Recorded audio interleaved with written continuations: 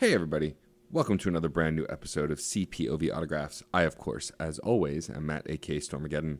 And first off, I want to apologize if you hear my dryer in the background, which I don't know that you can, but if you can, I apologize. It's laundry day and it's got to get done. However, I just want to thank you for continuing to join us over the last week and into this week. For more Dark Knight Fortnight, we are doing 2 weeks at certainpov.com of Batman content in honor of the release of the movie, The Batman. There was a bunch of stuff last week. We've got some more stuff coming later this week. So thank you for checking it out. If you haven't checked it out or not sure where to find it, you can look up the hashtag Dark Knight Fortnight on every social media platform, or you can just go to the Certain POV website, certainpov.com, and we have a page dedicated to it with all of the Batman content your heart could desire. So go check all of that out. Today is no exception as far as Batman content goes. I am interviewing the incredible Johnny K, who is the director and writer of the fan film The Oath, which is based in the universe of the '89 Batman film. It takes place weeks before that movie kicks off, and it was so much fun to talk to Johnny about his love of Batman, love of making things, and why making The Oath was so important to him and why he's so excited about it. We go into details of the shooting and, the creation, the soundtrack, all sorts of really cool stuff, behind the scenes stuff, and all of that. So without further ado, let's get right into my incredible chat with Johnny K.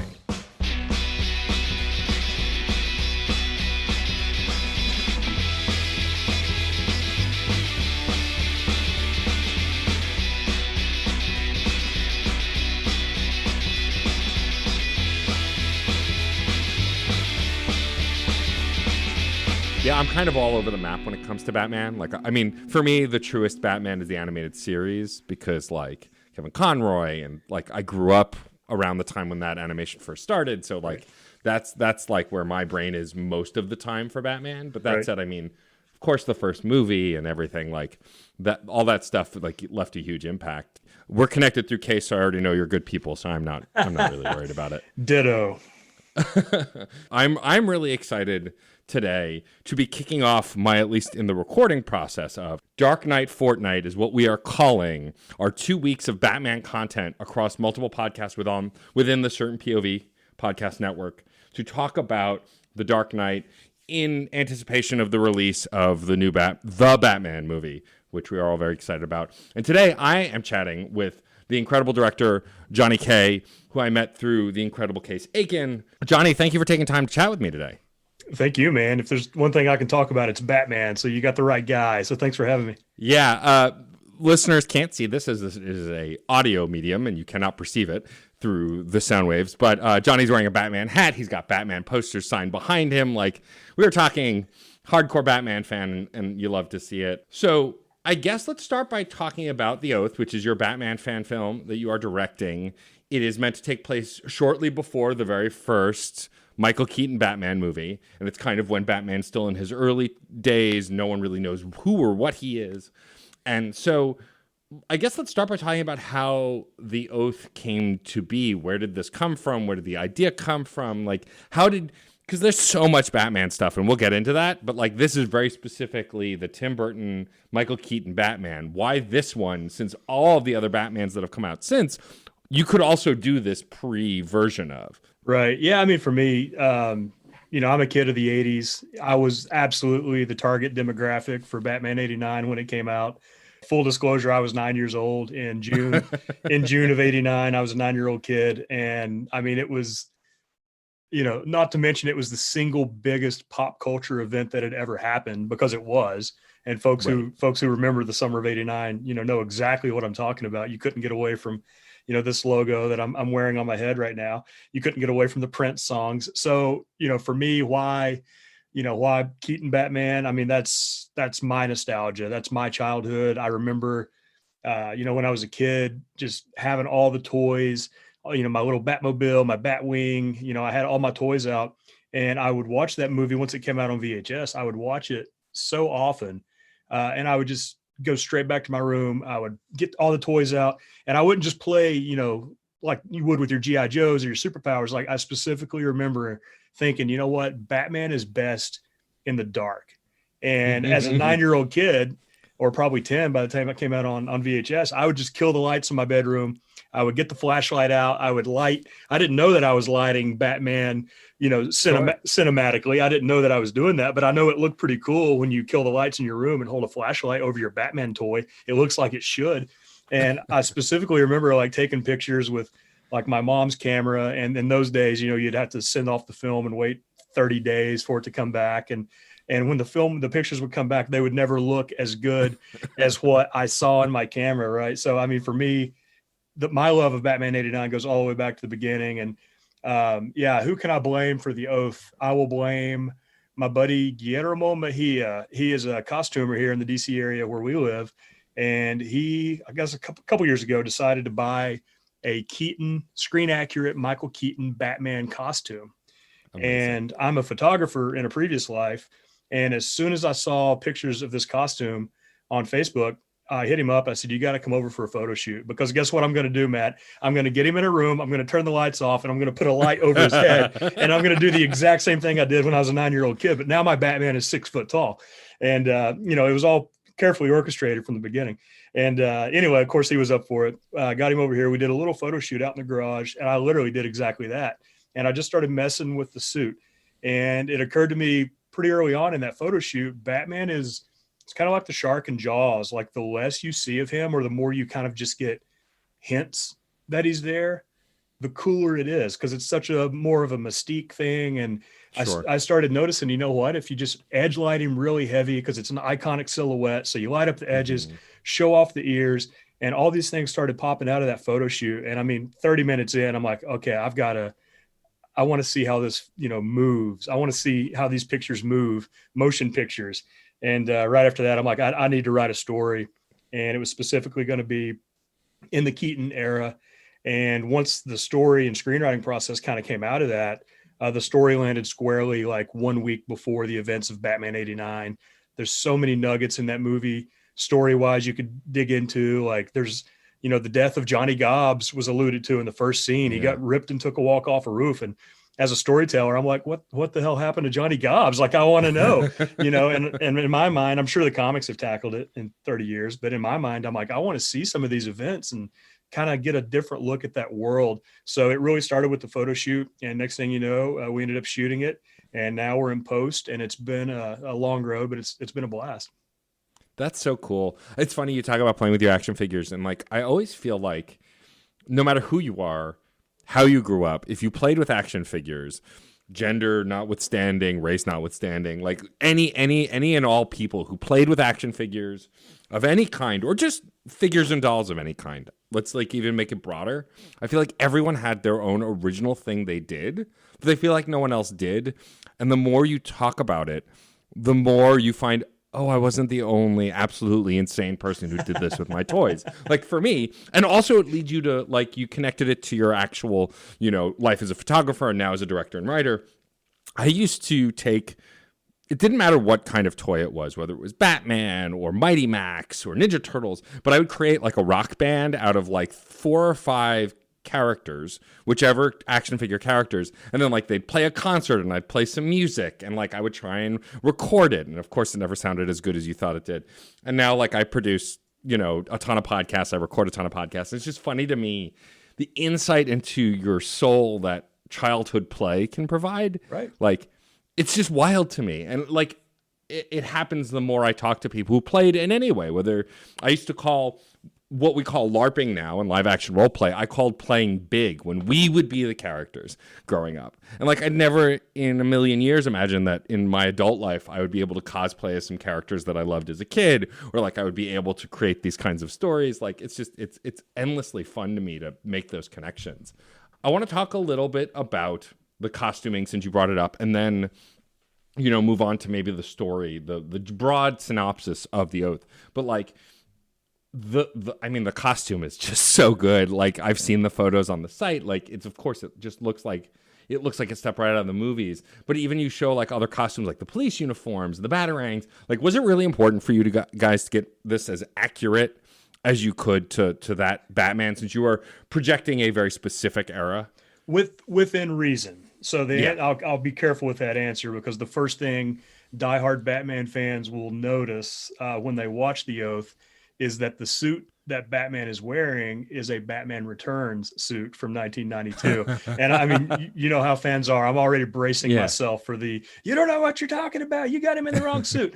But, I've got an in-universe answer to that, which is Bruce Wayne, he could afford multiple suits for multiple different purposes, right? I think maybe he had an armored suit laying around in '89 that he might not have worn until '92. Like, that's my in-universe answer. My filmmaker answer is like, hey man, when your buddy has a Batman suit, like you film with the Batman suit. I'm not going to go spend another grand on an '89 Batman suit when the '92 suit looks fantastic. But it's that suit. We'll start with it. It was made by a company in Colombia called the Cave Creature Workshop, and it's super heavy. I've never worn it. Obviously, it's only ever been on Guillermo, but I've heard from him quite frequently how heavy it is. And we knew one of the things pretty early on, like we actually faced a lot of the same challenges that Keaton faced back in the original productions. I mean, number one, and we learned this during the first photo shoot, Guillermo can't turn his head at all. So so we've got the Keaton turn where it's the entire upper body. To turn your head, you must bend at the waist or turn at the waist. And we knew that was going to be a thing. And obviously there are, a couple fight scenes in the movie, perhaps, and you have to take into account, all right, how long does the cape need to be for the fight scene? Because the last thing you want to happen is another actor or stunt guy or whoever to step on that cape. So maybe we trim the cape so it's impossible to step on it. And, I won't go into detail about the Batmobile. I got a couple things up my sleeve for that, but I will say in '89, they had a special cape that Keaton would wear just when he was in the Batmobile. I mean, they had, obviously it's a Hollywood budget. They probably had 40 different capes. So, but on our little, small scale version of Batman, we kind of ran into all those exact same issues, just on a much smaller scale.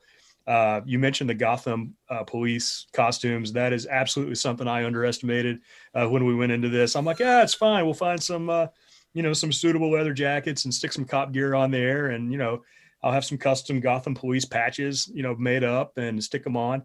And I got to tell you, Matt, like at the end of the day, those Gotham police costumes, cost more than the bat suit. One-on-one, one cop costume costs more than the bat suit.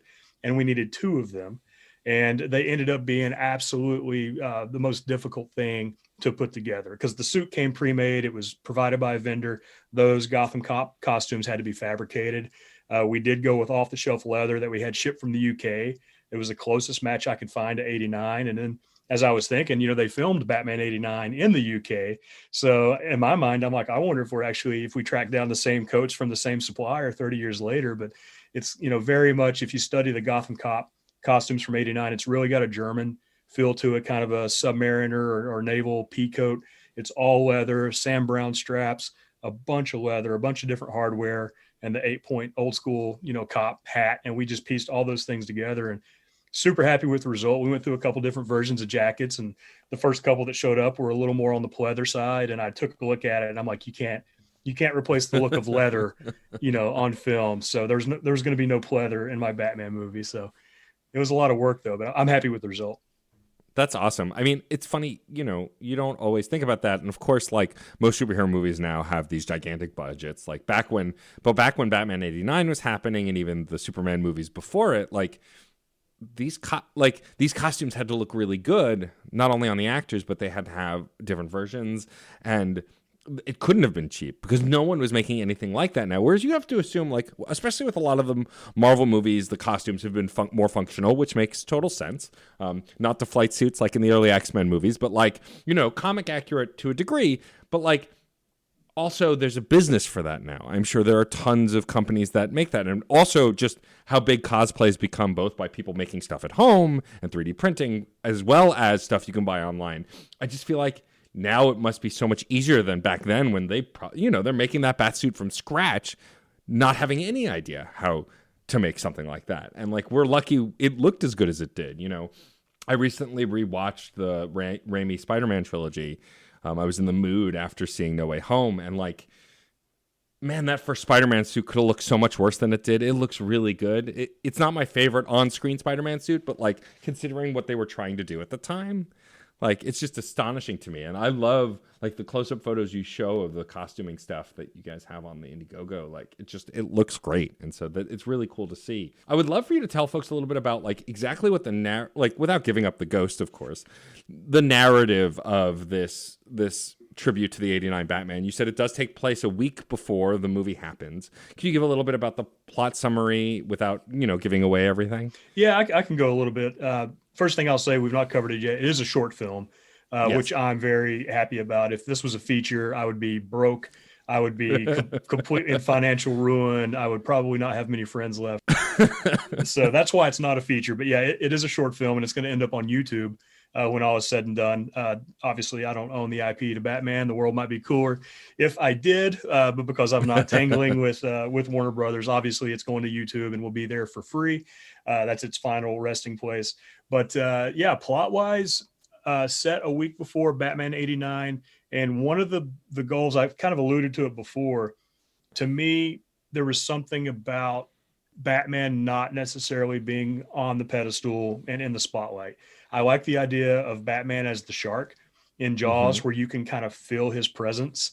And when I started having those thoughts, my mind kind of naturally gravitated toward, what if we were looking at Batman through the eyes of somebody else? And typically in the comics, and even some of the films, you're looking at Batman through the eyes of the villain, and it's typically a super villain. It's going to be Penguin or Riddler or whoever.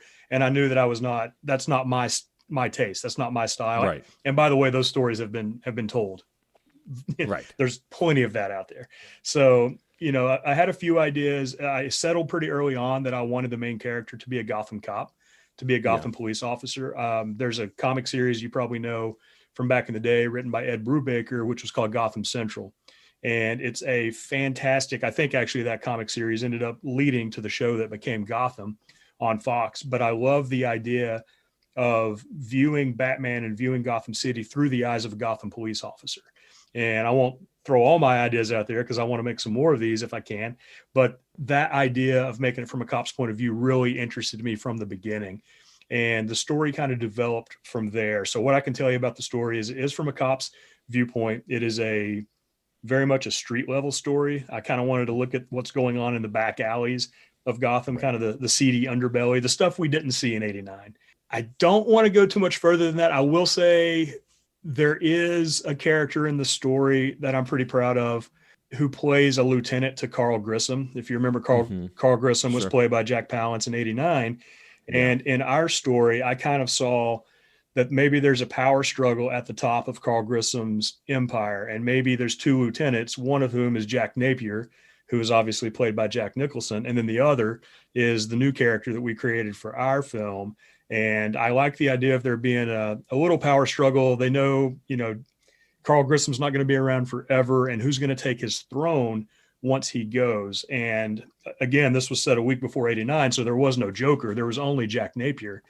And something about that kind of interested me as well. So now I kind of had, my good guy, quote unquote, and then I kind of had my bad guy, quote unquote. And then you have Batman playing the role of the shark in Jaws. So I guess that's a long way of saying I would not expect too many scenes from Bruce Wayne or Batman's point of view, because that's not what this movie is. So that and that makes sense. And I think what's really interesting about Batman as a character, and we've seen it in different ways across the movies and TV shows and cartoons and everything else, and even the comics, is like Batman, even when Batman is well known in Gotham, he's still terrifying to a lot of people who don't know who he is. Like, obviously he's not terrifying to Jim Gordon, and even then to Jim Gordon on a level he is, because he knows him so well that he's terrifying. But like, fear is obviously a big part of Batman. It's a big part of, being, no matter how you show it, whether it's even in the later movies within this series that started with 89, where they show the fear point in the Val Kilmer movie of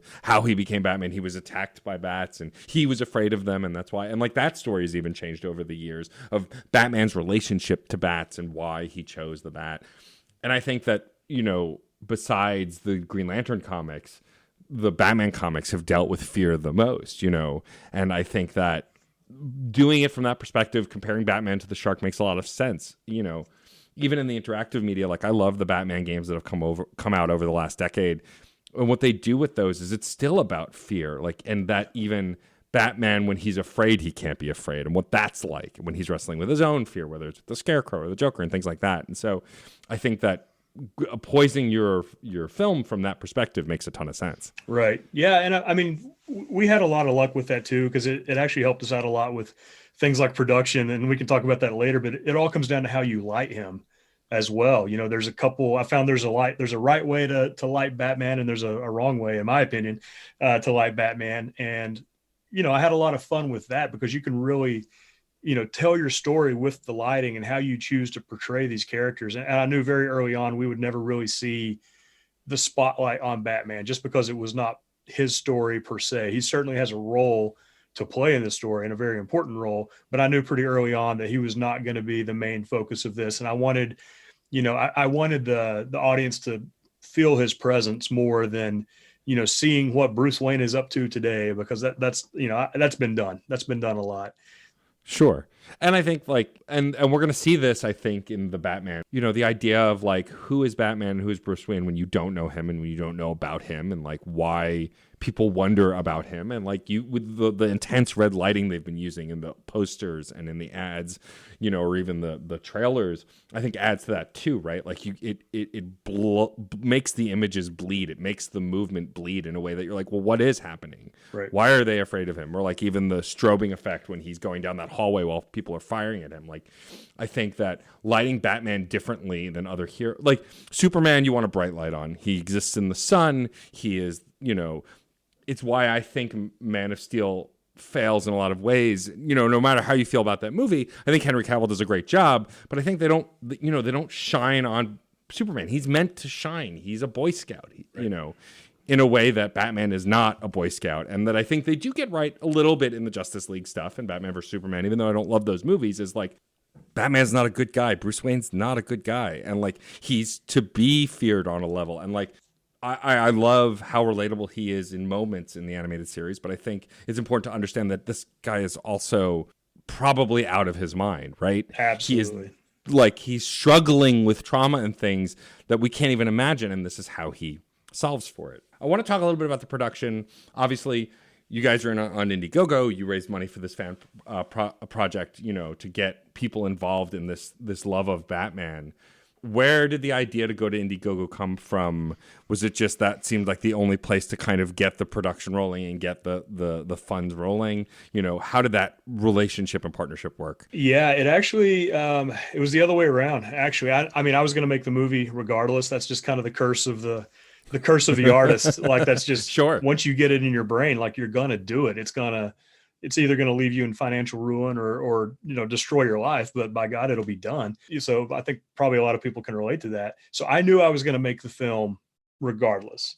Once things like location, you know, once those things kind of got sorted out, where I realized, oh, this is not something, by the way, we're going to film in the backyard. Not that we ever were, but this is not something that we're going to film next door.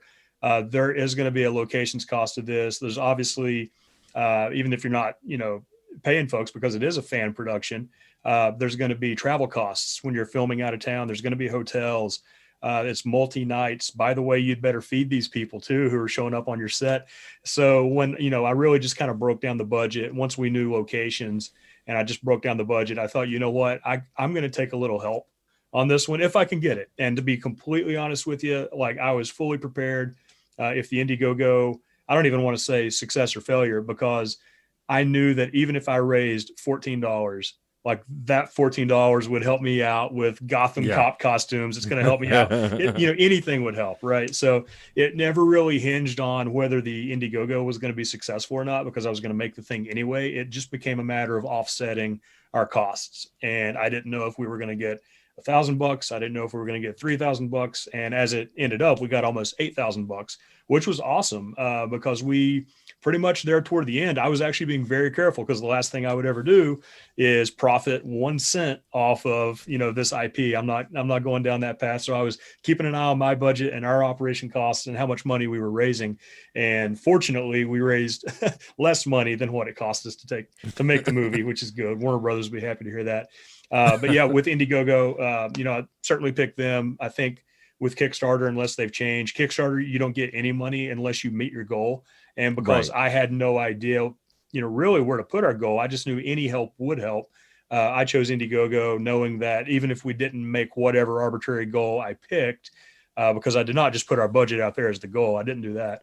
But, with Indiegogo, you get to keep however much you raise, whether you meet your goal or not. And we actually, at the end of the day, we almost tripled our goal, which is pretty great. That's awesome. That's really cool. Turns out people like Batman. Who knew? Right? They do. And I got to give some shout outs. It actually really exceeded my expectations. We had several co-producers jumped in. Your good friend Case Aiken is one of those co-producers who jumped in, which was awesome. My buddy Carlos in Santiago, Chile, at the bottom of the world, he chipped in as a co-producer as well. My buddy Fred Pogue, who's out in Hollywood, he jumped in as an executive producer. So it always comes down to not just the strangers and the general public, but it really does come down to your core group of friends, who have your back and they believe in the project. They want to see it succeed. So I got to give some shout outs there. And we had a couple other folks too that I did not name that absolutely went in above and beyond. And I just wanted to mention that we absolutely appreciate that.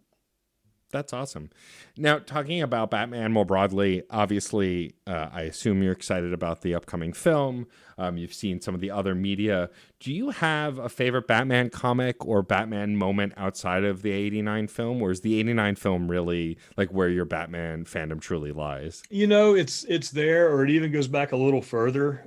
Not Adam West further, but it goes back to superpowers. You remember the superpowers, Super Friends, cartoon and action figure. That was a big deal when I was 5 or 6. So I worshiped everything that came out of there. I was reading a lot of those Batman stories. It was kind of the blue and gray Batman back then. And I just kind of remember being pulled into that world. That's really what got me. I couldn't name a specific story from that era.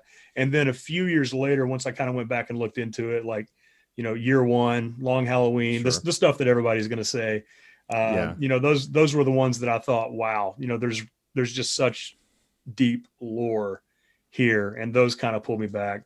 In terms of me and the modern stuff, I'm a terrible Batman fan when it comes to that. The last blasphemy, you're going to lose listeners when I say this. The last Batman, the last movie I saw that had Batman in it was the third Christopher Nolan movie. Okay. So what was that? Which one was that? That was The Dark Knight Rises. That's the last movie I have seen that had Batman in it. So I've not seen Justice League. I've not seen any of the others. Did not see, any of that. And in terms of the trailer you're talking about for the new one, I don't know, something happened in Hollywood a few years ago where I feel like they almost give you the entire movie in the trailer. You're not wrong, yeah. And Star Wars burned me on that. Some of the kind of episode, 7, 8, and 9, some of those trailers start I'm going to go see the thing regardless. I don't have to watch the trailer. I'm going to be there to watch it. So something kind of clicked in my brain that I really kind of tuned out of watching trailers. If it's a movie I know I'm probably going to go see anyway, I won't even look at it. So I've actually not seen the trailer for the new Batman film. I have seen the poster, so I know what you're talking about with the red and all that. Yeah. I've seen some of the stills, but yeah, maybe you should revoke my Batman fan card because I'm not into the modern stuff. So we don't gatekeep here on Certain POV. The reality is you can be whatever kind of fan you want, and anybody can like Batman in any way they want to. And honestly, people like to badmouth the Zack Snyder stuff, and while it's imperfect, there are moments that I love. But I mean, also for me, the Christopher Nolan trilogy, it's hard to top the Christopher Nolan trilogy because while I don't agree that Batman always needs to be dark, I think the way Christopher Nolan did it was interesting. And of course, you talk about the 89 movie and how much you watched it. And I was 6 when that came out. So only a little bit younger than you. But I didn't really come into my Batman film fandom until after the animated series, which I said was king for me. Kevin Conroy is Batman for me. I read comics and I hear Kevin Conroy's voice. But The Dark Knight and Heath Ledger's performance as the Joker, who's one of my favorite Batman villains, just broke my brain. I didn't think that kind of movie was possible. And I remember back when bootlegging movies on DVD was a bigger thing than I feel like it is now because everything's digital. I got a bootleg, someone sitting in the theater with a camcorder version of The Dark Knight and watched it on loop for months until I could own my own copy. But I feel like there's also no right way to tell a Batman story. I've gone back and rewatched the Adam West stuff, and you know what?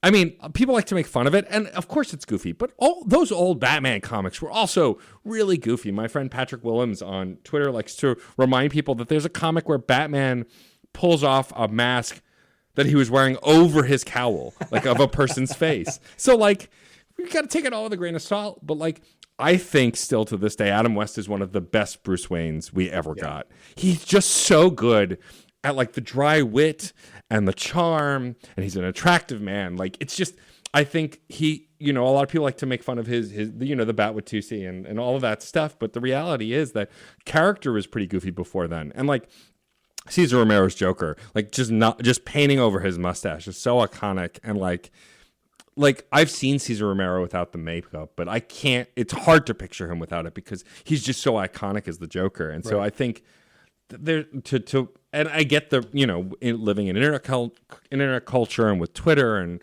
with social media, it's very easy to be like, yeah, I guess take my fan card away. Like, I'm not a real fan, you know, because there's always backlash. Like, people want to, like, it's why you're talking about Star Wars before. I've disengaged from the Star Wars fandom. I still love Star Wars, but I never talk about it online because everyone wants to argue with you about it. Like, Book of Boba Fett to me was a perfect series. Now, that's also because I've had 10 different Boba Fett action figures since I was a kid.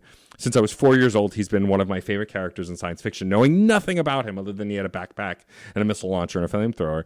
And so, like, that show was going to be perfect for me no matter what. But I'm not going to go online and talk about it because people are going to be like, well, this wasn't right, and why was the whole episode about the Mandalorian? It's just people want to pick fights online. Right. Going back to talking about Batman and more specifically The Oath, what was the most surprising thing about making this film? Like, you had some expectations about cost and about shooting and about what you wanted and treating him like the shark in Jaws. But was there something that while you were making this, you're like, wow, I really didn't expect this, or wow, I was really surprised by this thing that happened during the creation of this? That's a really good question. I think the first thing that comes to mind is I was actually at the end, we shot 3 nights back to back to back, and it's all night exterior stuff. Of course. Yeah, sure. Because that's what you have to do for a Batman movie. And, you know, nothing on a soundstage, nothing in a studio. It was all outside in the alleyways. And we actually, you know, we swept out the real trash and broken glass and needles that were there to replace them with our own trash and broken glass and clean trash. I think what hit me at the end of that third night, and probably not until the fourth morning, was I was actually surprised at how smoothly everything went. And that's not something you're going to hear very often from, you know, anybody who's ever had anything to do with movies, because it's always something pops up that you don't expect. And, you know, and the thing we did not expect, we knew our first night there was like a 10% chance of rain. And then once we wrapped at the end of the night, we knew that bumped up to like a 40% chance of rain. So no problem, you know, 10% while we're shooting. And once we wrap, a 40% in the middle of the night, 3 a.m, no problem. Well, guess what happened at about 10:30 at night? Just rain. Oh, it poured down. I mean, it absolutely poured down. And, you know, the equipment and the lights, and, you know, you can cover stuff in plastic and have a plan, but we were feeling pretty confident we were going to stay dry that night. And it just absolutely opened up on us. That was really the only thing that went a little awry. But yeah, once we finished those 3 nights of primary filming, like, I just kind of sat back and I thought, you know what? I don't know that actually could have gone any better than what it did. You always want more time, right? I mean, that's right. That's anything. Wow, I wish I had another hour to have messed with that shot or lined it up or tweaked it. But also when you're out in the streets at 3 a.m. with a cast and crew who are getting soaking wet, you may not have an extra hour to, you know, mess around, because you have to kind of be aware of and conscious of their time and the folks who are volunteering to help you as well. So yeah, that's kind of the first thing that comes to mind. It was surprising to me how smoothly our big weekend of filming actually went, because it could have potentially gone sideways a couple times. Yeah. I mean, I always feel like it's better to expect something to go wrong than to be surprised when something goes wrong, because something will always go wrong, which feels a little negative to say, but also feels like kind of core to creating art of any kind is like something will go wrong. Yes. But once it does, you're in the clear because it went wrong. You're done. Move on. Right. Talk a little bit about the music in this short film. So you guys have an incredible composer who's joining you, and I'd love to hear a little bit more about how that collaboration happened. Yeah, it's a guy named Francesco D'Andrea. We've never met face to face, but my understanding is he's Italian, and I believe he spent some time in the UK or is full time in Italy. I'm not sure. But yeah, actually, I came across his music. I listened to so many existing tracks that are out there. I use Artlist. If you've ever heard of that website, it's a great resource for filmmakers, because there's a lot of pre-existing music that's up there that you can just listen through. Even if you know you're going to have your project scored at the end of that, you can listen to all these pre-existing pieces in one place and really discover composers that way. And I found a lot of awesome composers for other projects on that same site. And I went through, just all the possible music you can imagine. Spoiler, we're trying to really stick to that Danny Elfman vibe without doing the Danny Elfman theme, which we can't touch, obviously. Sure. But when I heard a few tracks from Francesco, and I thought, this is it. Like, this is absolutely it. Funny enough, I think I'm actually going to commit a cardinal sin in the world of making short films. You're never supposed to put credits at the beginning of your short film because nobody cares. The movie is short enough. Like, just give them the movie. They don't care about your 90-second opening sequence. And when I first heard kind of what is our main theme, I thought, I think we're going to do opening credits on this short film, which is a cardinal sin, but it's art. It's subjective. Somebody can tell me I'm wrong, but we're going to do that primarily to show off that music. And, so that's really where we're going. He was our first and final stop for that. And I mentioned the film is in post right now, so I'm still cutting it right now. I know, I've got some rough tracks, some scratch track music in there from him, but the final arrangements aren't exactly set yet, but I can tell you it's the exact vibe that you need for a 1989 Batman fan film. Yeah. One of the things that made me really excited, we're recording this shortly after the Super Bowl had happened, and they showed a trailer for the new Doctor Strange movie. Like, I'm an old school Sam Raimi fan. Like, I grew up with Army of Darkness and Evil Dead, and like, I love Bruce Campbell, who's one of my favorite actors. And so when he came to the Spider-Man stuff, like, I was very excited. And I've even found some of the good in Spider-Man 3, which there isn't much, let's be honest. But like, to see Sam Raimi coming to the MCU, I'm excited. I love his horror direction. I love his science fiction and other stuff. And then seeing Danny Elfman also being on that movie, I'm like, oh, this is the event Marvel film for me. And like, I like Doctor Strange, and I quite enjoy Benedict Cumberbatch, but I never thought that would be like the Marvel movie I'd geek out most about. But I'm so excited for that. Like, I'm a sucker for Danny Elfman's themes. The Doc Ock theme from the second Spider-Man movie is still one of my favorite villain themes of all time, the way that thing is composed. And of course, the Batman stuff from 89 and even, Batman Returns. It's all iconic. Music was different back then, right? You had these iconic marches. I mean, and I'm not just talking Danny, like, all the John Williams stuff, Raiders of the Lost Ark, Star Wars, you just had these Superman, you just had these iconic, marches in many cases. And I think that's kind of a lost art, like you can't, like the Chris Nolan film, ask me to hum the Batman theme from the 3 Chris Nolan films. Like I got nothing. And I love Hans Zimmer, absolutely love Hans Zimmer. I can hum Gladiator, but I can't hum anything from, the Nolan trilogy. But I think that's kind of a lost art, is that big, and it's fitting. It's fitting for the larger than life characters like Indiana Jones and Batman. And I think it's a lost art. Yeah, no, I agree. I feel like the Avengers stuff and the early MCU movies did it, the Alan Silvestri Avengers theme, which you heard over and over in the Captain America stuff too. I think Alan Silvestri did the Captain America theme too. Like, that stuff I can hear in my head, but as we've gone on, I feel like there's a lot less of it. Yeah. I will always love the original Superman movie. I feel like some of it hasn't aged well, like anything else, but like the first time when I rewatched it not that long ago, the first time you hear that Superman theme, like, it's just like my heart like skips a beat. Like, there's something about that John Williams theme that just is unlike anything that's ever come after it. And I think that has less to do with no one else being good enough, because I don't agree with that at all. I think it's just a different time. And I think, especially when you're dealing with John Williams, who's done multiple iconic themes for multiple franchises, like, the man is just ingrained in film culture, especially nerdy film culture. I just think unless you're hiring a John Williams, you're not going to have that. That's just how it kind of goes. Right. Speaking of iconic themes, you are working on some other projects besides this incredible Batman film. It is no secret that our mutual friend Case Aiken is a Star Trek nerd, and we here at Certain POV are as well. And so you were involved in Farragut Forward and the Star Trek fan film projects that are happening. And so I'd love for you to talk a little bit about how you got involved with that. Are you yourself a big Star Trek nerd as well? I am. It's like Batman. I'm a big nerd, but I'm only a nerd about a specific period of time. So like my Star Trek fandom starts at like Wrath of Khan. Because we won't talk about motion picture, but I never had a lot to do with the 60s show. I was already, too old for that when I saw it. So when I first saw that, to me, it seemed a little campy and, Just wasn't Sure. my thing when I first saw the 60s Trek. Love the characters. Love the 80s movie era. So Wrath of Khan all the way through Undiscovered Country, which is my favorite.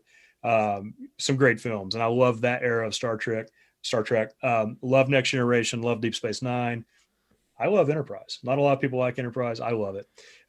It just, to me, it was that kind of the great unknown. We're just getting started and it's space is a blank canvas and we don't know, you're just out there by yourself. And I love, there's some things Enterprise got wrong, but I think they really got that tonality right.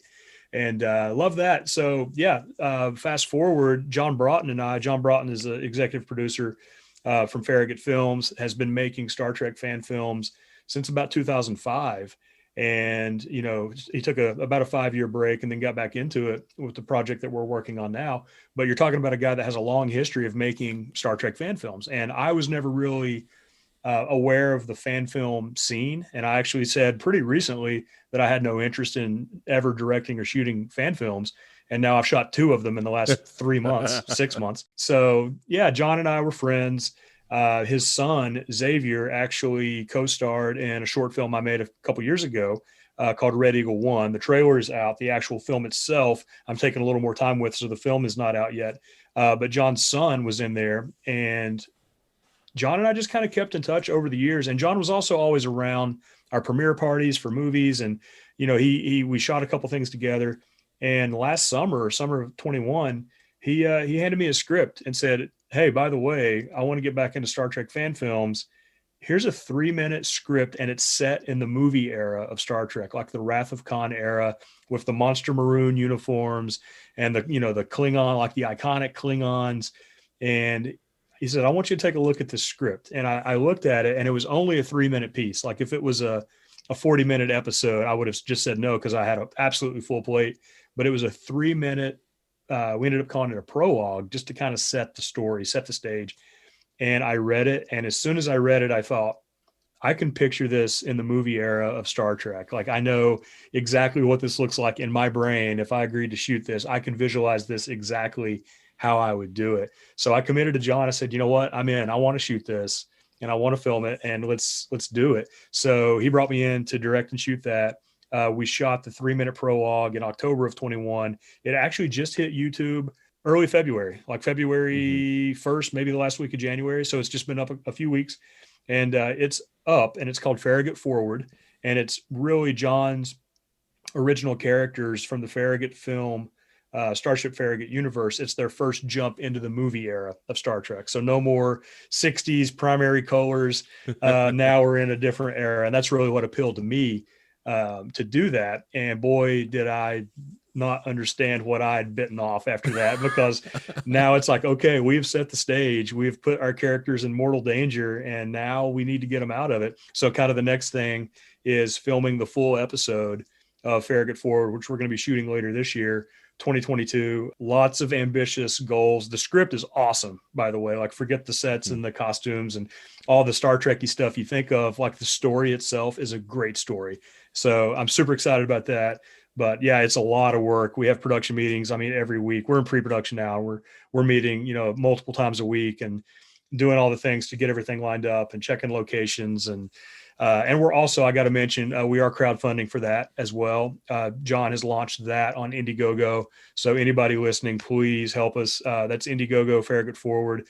And just to answer real quick, what that money is going to go toward, there are no really other fan films set in this era. So it means we can't go to a set somewhere where someone has built a bridge from Wrath of Khan. It doesn't exist. Not that era. The 60s stuff, there's 60 sets around. Many of which John and his folks built, but we're building everything from scratch. So we're talking about a movie era starship bridge, potentially transporter room, hallways. We're building Klingon bridges. We're building Klingon rooms, and all of that is scalable. If we meet our full goal, we can pretty much build all of that. If we don't meet the goal, we're going to start trimming some of those things back and try to be a little more efficient, doing multi-purpose pieces and stuff like that. But yeah, that's Farragut Forward, and it is by far the biggest project that I've ever personally tackled. There's a lot of moving pieces to it, but it's also a lot of fun. That's awesome. Yeah, I'll include links to that in the description. Yeah, I love what I love about Star Trek specifically as a nerd fandom is that there is something for everyone in that franchise, right? Like just even the three shows you mentioned, Next Gen, Deep Space Nine, and Enterprise, are such vastly different shows. Oh yeah. That have threads, of course, but like are just so different. Like for me, my heart will always belong to Voyager because I think Captain Janeway is one of the best captains that have ever come. And like now there's Star Trek Prodigy, which is an animated show that features Janeway's return, which is really cool. And like we're kind of living in this return to greatness for Star Trek. Not that it was ever bad. And I actually happen to like the Chris Pine movies. I don't think they're perfect, but I enjoy them.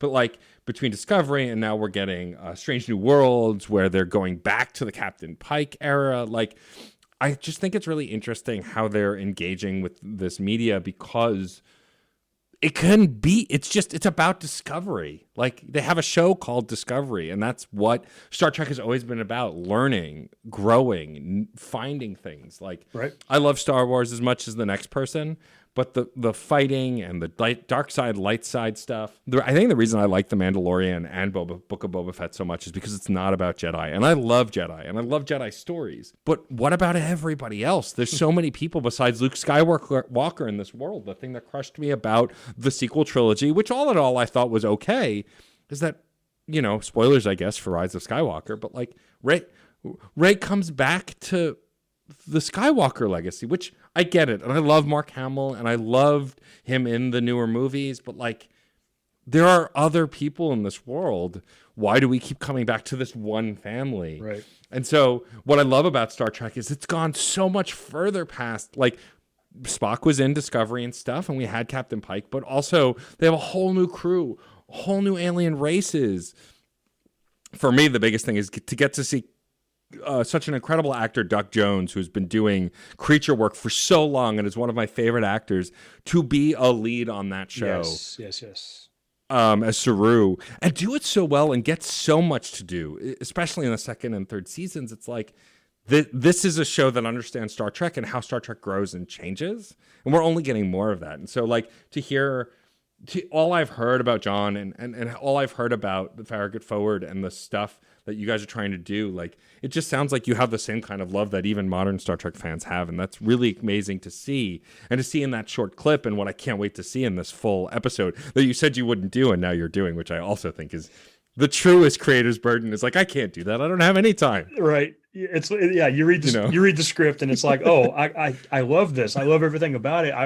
I want to do it, but I don't have time. And then it's like, but I also don't want to see somebody else make their version of this. Like, I want to make my version of it. You only have one shot at it. And I'm like, no, I gotta jump on this. And real quick, I want to give a quick plug to we made the decision pretty early on. I'm excited about this because I'm an old school dinosaur. We made the decision early on with our Star Trek film to use practical models instead of CGI. And that's something we're not going to be able to get away with 100% of the time just because it's expensive and laborious process. But I'm super proud to be able to use like practical model kits that were built by someone, Michael Bednar, glued together, stick some lights in there and then put them on film, and in my mind, that's like an awesome homage. If we're trying to recreate 1980s Star Trek, what a cool way to do it. That's an homage to how they did it back then. It's an homage to the early days of Industrial Light and Magic.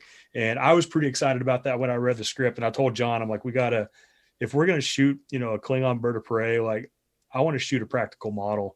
And again, I completely underestimated how much work that would actually be.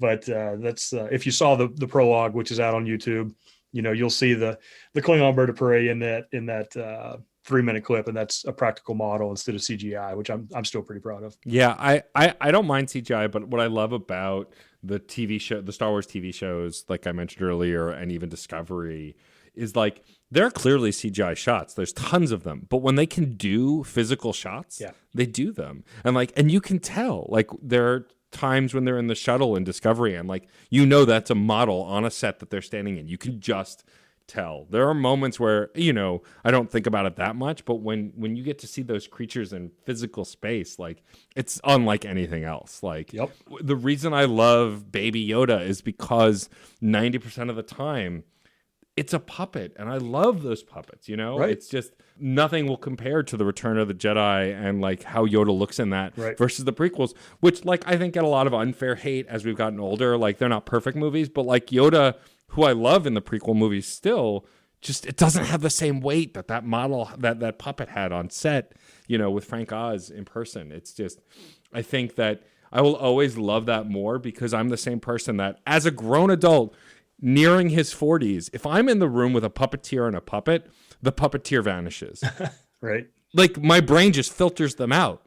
It's like Photoshop in my head because I get sucked so immediately into what's happening, Right. that physical moment and experience, Right. And it's pretty cool. And so like I love seeing that on screen. And something else I'll mention that we're doing with The Oath, if you remember Batman 89, the very first shot in that movie after the credits is this awesome scenic painting of Gotham City. And when I started thinking about all the great ways we could call back to Batman 89, I thought, I need a painting of Gotham City. And I'm lucky to have a good buddy of mine, Joe Gransky, who's a really talented oil painter. He's a portrait artist. And I hit up Joe pretty early on. I said, hey, man, if I needed one, how you feel about painting? He's an enormous Batman fan too. So how do you feel about painting the skyline of Gotham in the style of the opening shot of Batman 89, which was painted by a guy named Brian Bishop. And that painting was huge back in the day. It was like 12 or gigantic. 12 or I mean, it was a mural. It was like 12 or 15 feet wide or something. And Joe jumped at it and said, yeah, I think we got to do that if I have a chance. And, it kind of brings us back to what I was talking about with using practical ship models in the Star Trek thing. In The Oath, we made the decision, I want to shoot an actual painting just like they did back in the day. Not, I don't want to CGI it up and get digital art. No, I want an actual painting, and I'm going to put some miniatures in front of it. We're going to put some lights in front of it, blow a little bit of smoke. And, we're going to have our own version of that painting. And I asked Joe, I said, I don't want you to, it's not a 1-for-1 ripoff of that original painting. I said, give me a view of the exact same skyline from like a half mile downriver. So it's like the same city, but it's from a different viewpoint. And that's also, it's a perfect parallel for what our story is. It's the same view from a different viewpoint, so I'm pretty proud of that. I'm looking forward to, we've done a couple of test shots with a test painting, a test piece that we did just for color checks and light checks. And he's now moving on to the larger final piece, which I did not put up as a perk for Indiegogo, by the way, because I'm keeping it for myself. It's going on my wall. Of course. There you go. That's pretty cool. I love that. I loved how movies, especially back then, would film scenes with paintings or with, photographs, like to fill that gap when we didn't have special effects like we have now. So that's really cool. That's really cool to hear. Well, Johnny, thank you for taking this time to chat with me. This has been wonderful. Before we wrap up, I've been asking a lot of my guests this question because we cannot deny that we are living in a pandemic. Please get vaccinated and boosted. Wear a mask where you can. Keep it safe. Try and stay home. But that said, pandemic's been hard for all of us for a whole host of different reasons, especially folks working on films, people not being able to go to work for so long, and people now starting to be able to, and it's still not always being safe. I've been asking my guests, what is a good thing to have come out of this time period that is still ongoing? Like something that maybe couldn't have happened if you were out every day, if you were not stuck at home, if you were not trying to be safe in this time. Like, is there something that stands out to you, something that has happened during this time that was like a silver lining to this experience? Yeah, it came to mind immediately. Something I'm seeing more of that I'm really happy to say is because it has been a tough time, for everybody. The last couple of years, I am seeing more people checking on their friends just in case, just because, and it is a shame that it took a global pandemic and, none of us have survived this thing without knowing someone who is very much affected by it in a bad way, potentially, including death. But what I have noticed a lot more is the number of people who will call me, or in the same respect, the number of folks who I just thought, I've really not talked to this person in a while. I just want to call just to see how they're doing. And I would like to tell you that I did that as much before the pandemic, but I didn't. Life, how it goes. It happens to all of us. Life gets in the way, and you think about it like, oh, I really need to call that person. I've not talked to them in 6 months, 8 months, or 2 years, or whatever it is. And you don't. You say you have good intentions, but you don't. And I think the silver lining I've seen in the pandemic is the phone is ringing. Like, people are calling somebody and they don't have anything to say. They're just like, hey, I just want to check on you. How are things? And that's something that immediately sprang to my mind. I've seen a lot more of that, and I don't know that we would have gotten that unless we had kind of the pandemic and everything that's happened in the last 2 years to remind folks that, these are tough times for people. And the more you can kind of call and check on your friends, it's a good idea to do so. I love that. That's lovely. Yeah, I unfortunately lost a friend recently. And it wasn't because of COVID, but of course it complicates things when you lose someone you care about during COVID. Funerals are hard. Being in public is hard, being around other people. And I completely agree. I definitely think of my friends, especially the ones who have moved away, like the ones you've known since you're super young, who got married, have kids, moved to a different state, different country, whatever. You go, oh yeah, I should call them. And then, 6 weeks later, you think about it again. And 6 weeks later, you think about it again. And I'm the same way. I'm very bad. And my friends have finally accepted, we get it. And we'll call you. We'll text you. Let's just make this happen. And right. I'm so thankful for those friends, because I've definitely seen that too during the pandemic. Friends of mine who I just don't see anymore, speak to anymore, calling and be like, are you okay? What's going on? How's things going? And so, yeah, that's lovely. I'm so glad that you brought that up. Well, Johnny, this was a delightful conversation. I'll have to bring you back when you are further along with Star Trek stuff and talk more Star Trek. But tell folks where they can find you online, and more importantly, where they can find all stuff related to The Oath and Farragut Forward online, and go check out all the cool stuff you're making. Sure. Thank you. Yeah. We'll start with the film studio first. Please subscribe, follow, retweet, share, Insta tweet, whatever you're going to do. It is Chaotica Studios, and it's Kaotica. And we are at chaoticastudios.com. We are at Chaotica Studios across all social media, YouTube, Facebook, Twitter, Instagram. Anything that we are doing from our older films, which was The Killer Grassy Ridge, Red Eagle 1, The Oath, Farragut Forward, all of our projects, you'll find updates there. Me personally, the best place to reach me is on Twitter. And I am at that Johnny K Guy on Twitter. I am also at that Johnny K Guy on Instagram. However, I don't use it, but I've reserved it for myself. But I'm not a bot. But yeah, that's the best place to reach me. Amazing. Well, I'm definitely going to follow you in all those places as soon as we get off this call. But definitely go check that out. I'm also going to put a link to both Indiegogo campaigns, just so you can check out that stuff. If you've got some extra cash to throw at it, that'd be great as well. It's been a pleasure to have you here. The last thing I'll ask you to do is, we have a saying on this show. It's born out of my now on indefinite hiatus music program, because I just, things have to come to an end, but I don't have to accept it, called Crash Chords, where it's this. The saying is, music is life and life is good. It's this idea that as long as you're making stuff, which I'm sure you can relate to, even when life is at its lowest and its hardest, it's not that bad, because you're creating, you're making. So if you could say music is life and life is good, we'll wrap up the show. Music is life and life is good. That's it for this episode of CPOV Autographs. Our theme music is by Michael Kill. Our logo was designed by Case Aiken and Joey Amons. If you liked the show, please rate and review wherever you get your podcasts. It's a great way to help us reach more listeners. Questions, comments, or guest recommendations? Email mr.nat.storm@gmail.com or hit us up on Twitter at CPOV Autographs. Thank you so much for listening. This March, get ready for 2 weeks of The Bat, 2 weeks of Vengeance, 2 weeks of The Dark Knight Fortnight. Hey, all you amazing sentient beings. This is Case Aiken from Certain POV, and outside of podcasting, I work with a group that does Star Trek fan films called Starship Farragut.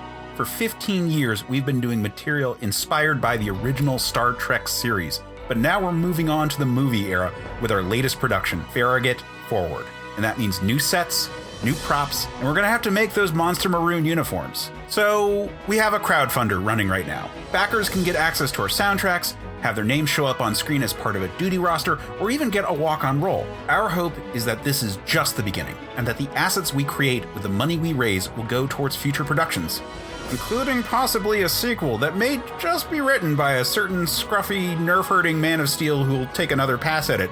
Wink, wink. To back the production, go to Indiegogo and look up Farragut Forward, or find us on Twitter at Farragut1921. And hey, while you're at it, check out the 3-minute prologue we put together to show what we can do. But in the meantime, live long and prosper. CPOV. CertainPOV.com.